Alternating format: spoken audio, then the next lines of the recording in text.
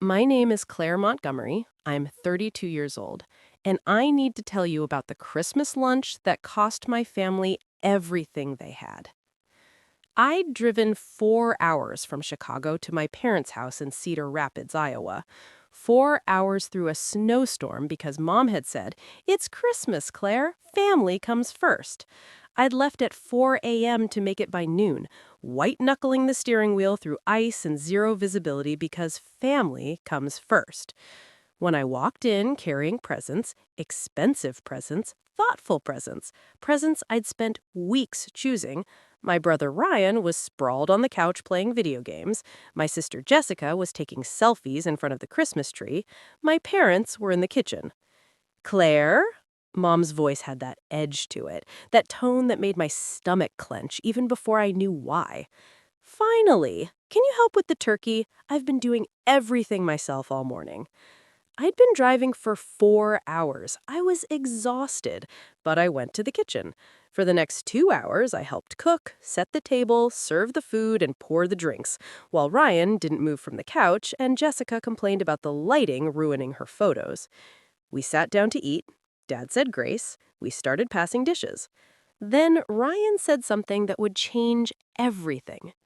"Hey, Mom, are you going to tell Claire about the Florida thing?" Mom and Dad exchanged a look. Jessica smirked into her wine glass. "What Florida thing?" I asked. Dad cleared his throat. "Well, honey, we've decided to buy a vacation condo in Tampa. We found a beautiful place right on the beach. 3 bedrooms, pool access, the works." That's great," I said carefully. "I didn't know you were looking at property." "We closed last week," Mom said. "Jessica's going to use it whenever she wants. Ryan, too. It'll be the family vacation spot." Something about the way she said family made my chest tight. "So when were you going to tell me?" I asked. Jessica laughed. "Come on, Claire. You're being dramatic. They're just saying you should grow up." Something inside me went very cold and very quiet. "You're right," I said calmly. I stood up. "You're absolutely right. I should stop relying on the family." "Now, Claire, don't be upset," Mom started. "I'm not upset." And I wasn't. I was past upset. I was somewhere else entirely, somewhere clear and sharp and mathematical. I walked upstairs to the guest room. I packed my bag. I took back every present I'd brought, every single one. I carried them to my car in 3 trips while my family watched from the windows. I got in my car. I drove 4 hours back to Chicago through the same blizzard. And then I opened my laptop. See, there's something my family didn't know about me, something they'd never bothered to ask about. They knew I worked in finance, but they'd never asked what that meant. They knew I had an apartment in Chicago, but they'd never asked how I afforded it. They definitely didn't know that I was a senior forensic accountant at one of the largest firms in the Midwest, specializing in family wealth management and estate planning. And they absolutely didn't know that for the past 7 years, I had been quietly, systematically paying things. Lots of things. I opened my files. I had everything documented. Every payment, every account, every automatic transfer. 7 years of being the family's financial backbone, while they thought I was the one depending on them. I started making calls. "Hi, this is Claire Montgomery calling about account number 4475-8392. Yes, I need to remove my name from the automatic payment system." The mortgage on my parents' house. They'd refinanced 5 years ago and couldn't get approved with their credit scores. I'd co-signed. And then somehow my helping with one payment during Dad's medical emergency had turned into me paying the entire mortgage every month for 5 years. $2,847 per month. For 5 years. I'd paid $170,820 of their mortgage. They thought their payments were being auto-drafted from their account. They never checked. They never knew that I'd set up the payments to come from my account instead, because there was never enough in theirs. Yes, please cancel all automatic payments effective immediately. Remove my name from all authorized payer lists. Yes, I'm sure. My brother's BMW, the one he posted about constantly on Instagram, leaning against it with captions like, "Living my best life," and "Success looks like this." I'd co-signed for that too. And when he missed his first 3 payments, the dealership had called me. So I just started paying it to avoid the hit to my credit, to keep the peace. $847 per month for 3 years. $30,492. Hi, yes, I need to remove myself as the co-signer and authorized payer on account number 78342847. No, I understand there will be late payment notifications sent to the primary account holder. That's fine. Yes, immediately. My sister had 5 credit cards, all maxed out, all in collections, until I'd paid them off to help her start fresh 2 years ago, with the understanding that she'd take over payments. She'd never made a single payment. Not one. I'd been paying the minimum on all 5 cards for 2 years, keeping them out of collections, protecting her credit. $430 per month, $10,320 total. I called each card company. Yes, I need to remove my payment authorization. Yes, I understand the account will default. That's correct. This one was interesting because they'd been so excited about their purchase, but somehow never mentioned how they'd afforded a $340,000 beachfront condo. I pulled up the escrow documents. There it was. Down payment, $68,000. Source, Claire Montgomery. Gift to parents. Except it wasn't a gift. It was a loan they'd promised to pay back. A loan I'd given them from my savings because Mom had cried on the phone about how they'd never have a retirement dream if I didn't help. The monthly HOA fees, property taxes, and insurance, all auto-drafted from my account. $1,247 per month. I'd paid the down payment plus 3 months of fees so far. I called the HOA. Yes, I need to cancel the payment authorization. Yes, I'm aware the account will be considered delinquent. Yes, immediately. 3 years ago, Dad had a heart attack. The insurance didn't cover everything. There was $87,000 in medical debt. They'd set up a payment plan, $900 per month, except they couldn't afford $900 per month. So I'd called the hospital and set up automatic payments from my account. They thought they were making the payments. They'd thank me occasionally for helping them set up the automatic system. I'd paid $32,400 of Dad's medical debt. Hi, this is Claire Montgomery. I need to cancel the automatic payment arrangement on account 8834MONT7392. Yes, I'm aware the debt will revert to the patient. That's fine. All 4 of them on an unlimited family plan, under my name with my credit, autopay from my account.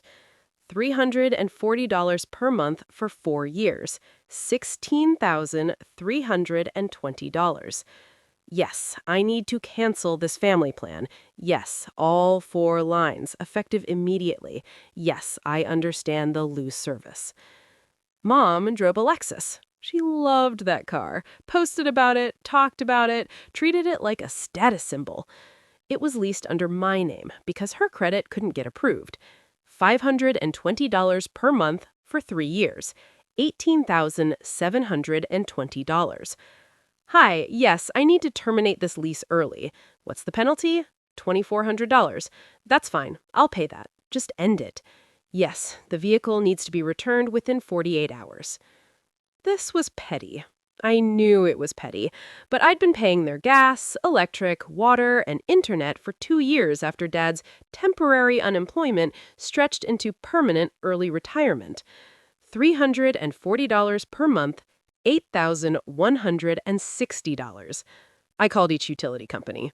Yes, remove my payment authorization. Yes, I'm aware services may be interrupted. Yes, immediately. When I was done, it was 11 p.m. I'd been making calls for 5 hours. I'd canceled $356,632 worth of financial obligations and support. Then I did one more thing. I sent an email to my parents, Ryan, and Jessica. One email, very simple. Subject: Financial Independence. Mom and Dad, you were absolutely right at Christmas lunch. I need to stop relying on the family and establish independence. So I've taken your advice. Effective immediately, I've canceled all financial obligations I was handling on behalf of the family. This includes mortgage payments. You have 15 days before foreclosure proceedings begin. Ryan's car payment. Repossession typically occurs after 30 days. Jessica's credit cards, already sent to collections. Florida condo fees. HOA has a lien process that starts at 60 days. Dad's medical debt. Hospital will resume collection calls. Cell phone service, disconnected as of midnight tonight.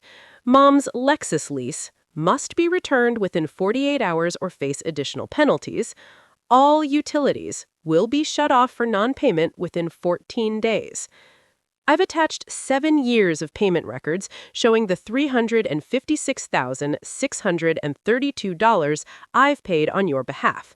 I did this quietly because I loved you and wanted to help. I never mentioned it because I didn't want you to feel bad. But since you feel I'm the one relying on the family, I'm clearly confused about how financial dependence works. You wanted me to stop coming home expecting things from you. Done. I will never ask you for anything again. But I will also never give you anything again. You wanted boundaries and independence? You have them.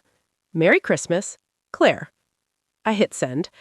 Then I blocked all their numbers, blocked them on social media, and went to bed. I slept better than I had in 7 years. I didn't hear from them immediately because their phones were shut off. But my office phone started ringing at 8 a.m. on December 27th. My assistant buzzed me. Claire, there's a Jessica Montgomery on the line. She says she's your sister and it's an emergency. Tell her I'm in a meeting. She says their house is being foreclosed.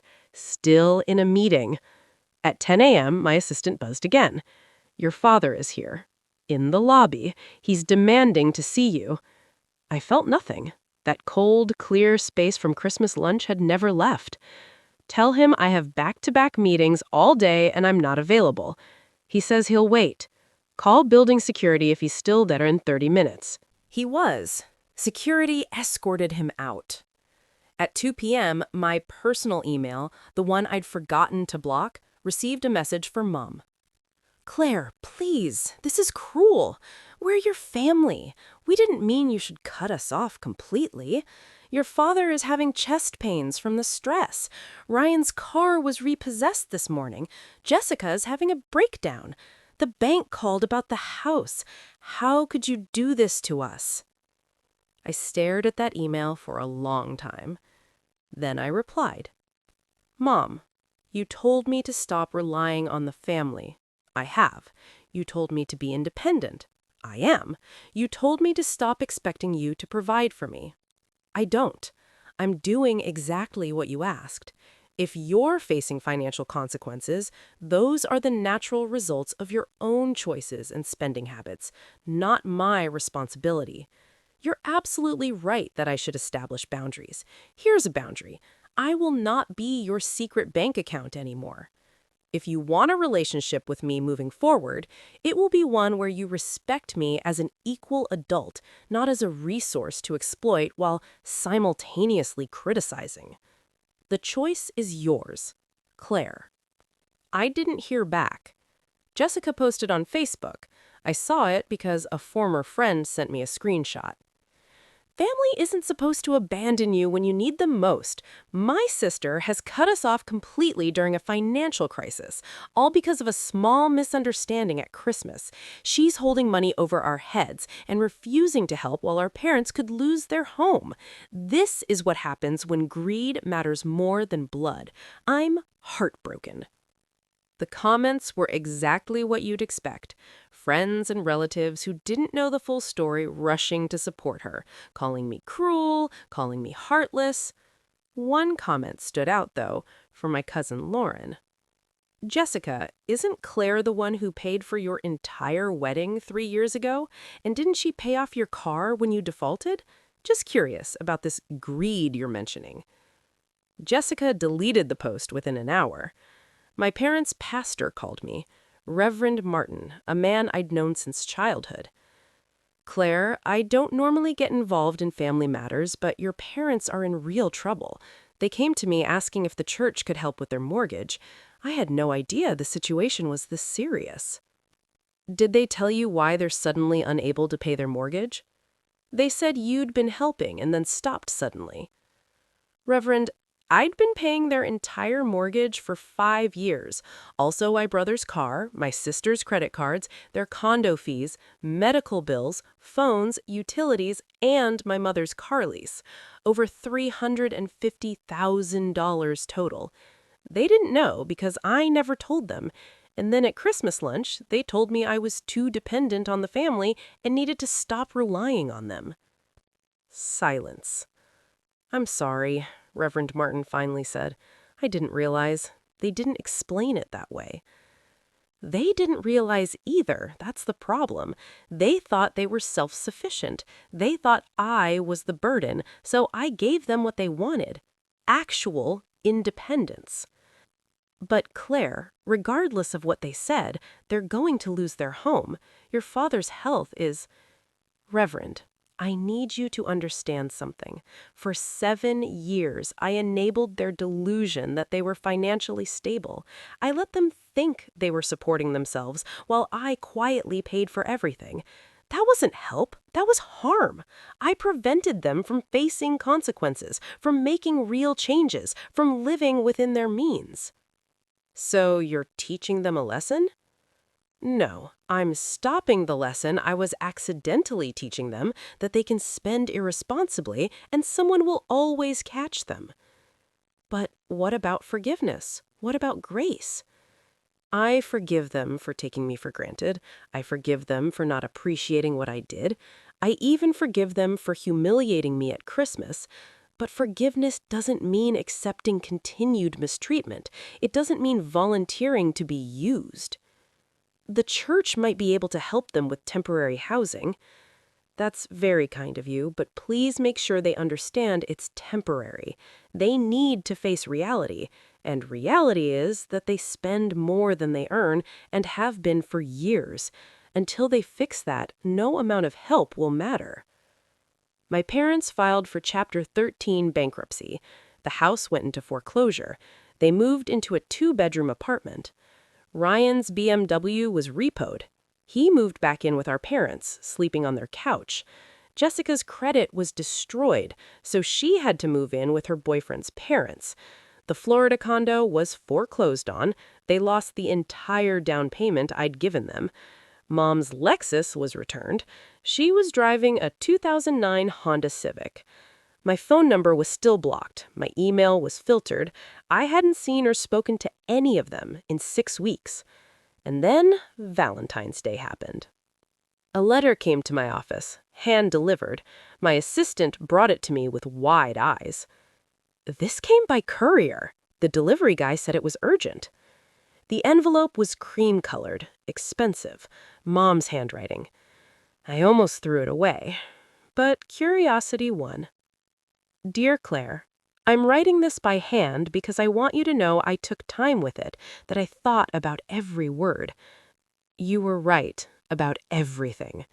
We did take you for granted. We did use you. We did benefit from your help while simultaneously criticizing you for imagined dependence. I've spent the last 6 weeks in therapy. Real therapy, not book club psychology.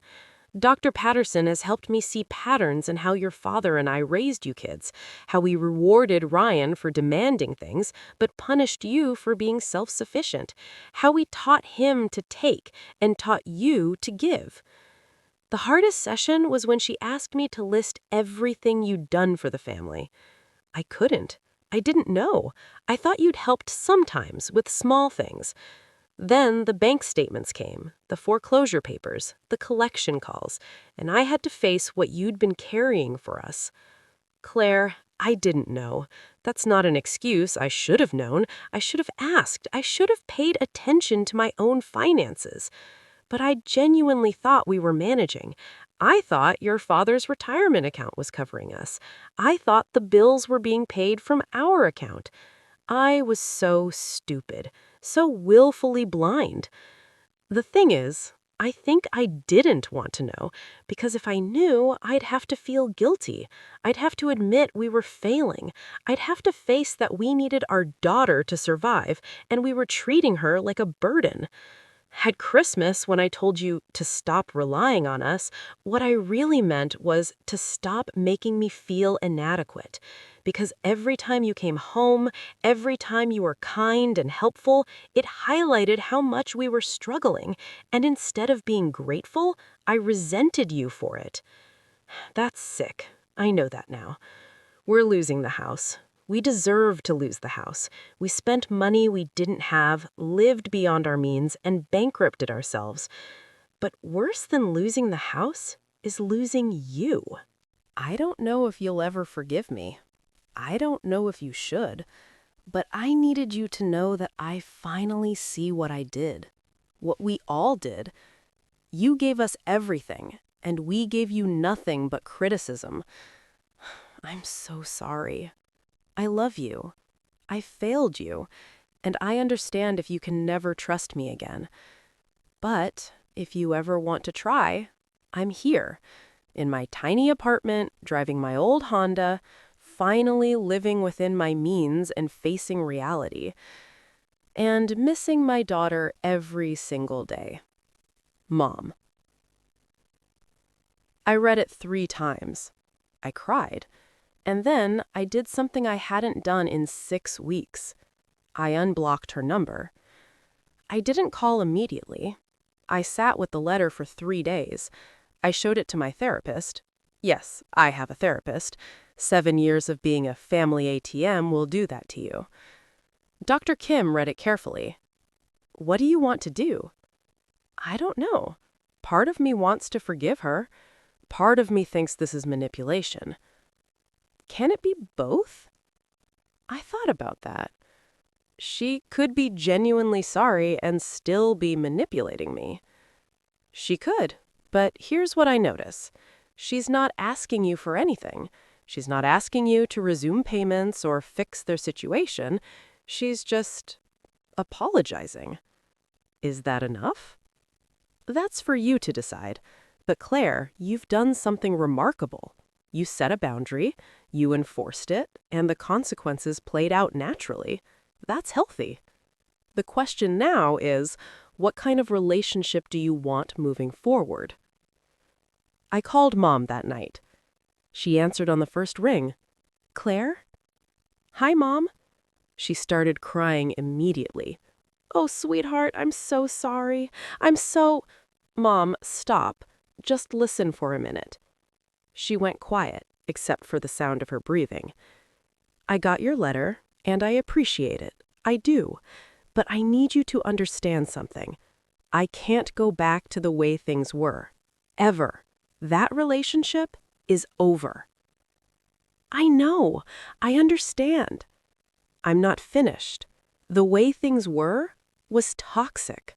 You all took from me while making me feel bad about myself. You benefited from my help while criticizing me for needing family. That dynamic is done. It's dead. I will never resurrect it. Okay, her voice was small. But that doesn't mean we can't have a new relationship, a different one. One where I'm not your financial safety net. One where you don't parentify me or burden me with problems I shouldn't have to solve. One where I'm treated as an adult who you respect. I want that, Mom said, more than anything. It's going to take time, years probably, and there will be conditions. Anything. You stay in therapy, you stay in that apartment and live within your means, you don't ask me for money, not even to borrow it, you don't involve me in Ryan or Jessica's financial problems, And you acknowledge regularly and honestly what the old dynamic was and why it was wrong. I can do that. I will do that. And Mom, if you slip back into old patterns, if you start taking me for granted again, if you criticize me while simultaneously expecting me to provide for you, I'm gone. Permanently. No second chances after this. I understand. We talked for 2 hours. Really talked. For the first time in my adult life, I felt like my mother was actually listening to me. It wasn't forgiveness yet, but it was a door opening. Just a crack. Today, I'm sitting in my parents' apartment for dinner. Their small, 2-bedroom, 900-square-foot apartment in a complex with vinyl siding and parking lot views. Mom cooked. Dad set the table. They split the grocery bill and planned the meal within their budget. Ryan isn't here. He moved to Colorado for a job. We text occasionally. He's never apologized, but he also hasn't asked me for money. It's something. Jessica isn't here either. She's still angry. She posted something last month about rich siblings who abandon family, and I just rolled my eyes and kept scrolling. Maybe she'll come around. Maybe she won't. That's her choice. But Mom and Dad? They're different. Dad got a part-time job at Home Depot. He likes it, surprisingly. Says it gets him out of the house. Mom volunteers at the library and works part-time at a bookstore. They're on a strict budget. They use cash envelopes. They've paid off 2 credit cards. They're living smaller, but they seem lighter, like a weight has been lifted. Claire, Dad says, passing me the green beans. How's work? We talk about my job, my actual job. They ask questions. They listen to answers. Mom tells me about the book club at the library. Dad complains about his manager at Home Depot. It's normal. Boring, even. It's wonderful. After dinner, Mom walks me to my car. Thank you for coming. I know it's not easy. It's getting easier, I admit. I added up all the payments you made, all 7 years. Do you know the total, with interest? Mom, I'm not asking you to forgive the debt. I'm just saying I know. I calculated it. $356,632 in direct payments, probably another $50,000 in interest you would have earned if that money had been invested, over $400,000 total. I don't say anything. We can never pay you back, not in money. We'll be paying off bankruptcy for years, but I want you to know I see it now. I see what you sacrificed, what you gave up, the trips you didn't take, the things you didn't buy for yourself, the life you postponed because you were taking care of us. Mom, and I'm not taking it for granted anymore. Every dinner we have like this, every conversation, every time you answer my call, I know it's a gift.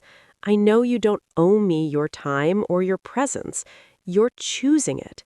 And I will never, ever treat that choice like an obligation again. I hug her. She holds on tight. I love you, and I'm so proud of the woman you are, the woman you became despite us, not because of us. I drive home and I cry, but they're different tears than 6 months ago. 6 months ago, I cried from rage and betrayal. Tonight, I cry from relief, because I'm not their ATM anymore. I'm not their safety net. I'm not their scapegoat. I'm just their daughter. And for the first time in my adult life, that's enough.